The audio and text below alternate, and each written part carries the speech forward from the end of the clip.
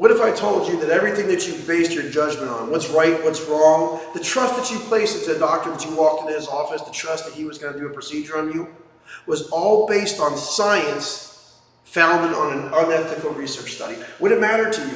Would it be important to you if the end result was that you felt better when you left that office? This is the very question that's brought up in the New York Times article published on July 16, 2018 by Benedict Carey, entitled "Psychology Itself is Under Scrutiny."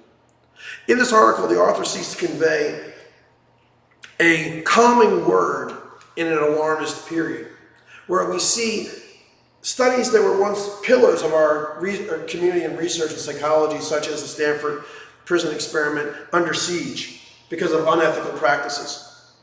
The end game here is that there's a movement to remove them as being valid. In fact, on 100 replications in a paper published in 2015 by Dr. Nosik on replication, of the 100 experiments that are seek to be replicated, 60% of them failed. Well, that tells you that the science behind this probably failed. This is part of a very alarming notion, Carey tells us. But then he comes in to tell us that this is also part of a natural process. That if we didn't have this natural pruning process and grooming process, that our research would not get better. And what I learned from this is that I learned that it is not something to be looked at as negatively. I learned from this New York Times article that it is a way to ensure that when we start off the process from the very conception of a project, a research project, to the laying the foundation for how we're going to exercise it, we need to practice what we've learned in chapter 3 and throughout the book, but specifically on ethics, so that when we are brought up against public scrutiny, whether it be by an institutional review board or whether it be by the community at large, that those Belmont reports and these guidelines that are given us on ethics are applied to everything that we do, so that we can withstand the scrutiny. If I were to further research what we've learned from the New York Times article, I would probably take the Stanford prison experiment and do a social science citation index search, like a key article search, that would allow me to see how far the reach is of this particular article. Because we need to understand the context. If we're talking about taking down one of these biggest studies, we need to understand how far did it reach? Who did it inspire to do other things?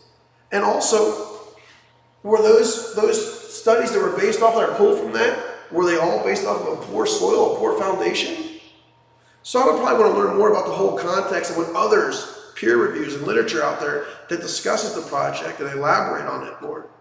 That would be where I would take from it next. And how does this apply to our whole field and as a whole, and the course that we're studying as a whole? I think that it really illustrates how important that what we're reading right now is. The New York Times basically shows us what can happen if we don't practice what we're learning right now.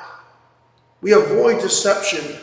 We avoid all these pitfalls, in our research studies. We practice putting the participants' care first to make sure that we minimize the risk that they're exposed to. We understand that there has to be a risk-benefit analysis, that there has to be autonomous nature thrust into these participants, such as we saw lacking in the Stanford prison experiment.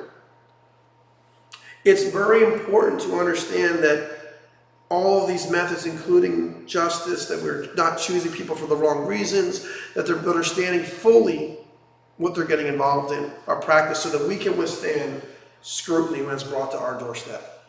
And I believe that Carey tells us that this, again, is why the discipline as a whole is getting better, because of this. So don't fear it. Take from it what the value is and understand it's part of the process. And I think that I've learned that too from this particular article, that what I'm learning in the textbook is applicable to keep us from having pitfalls happen when we're under scrutiny. Thank you very much.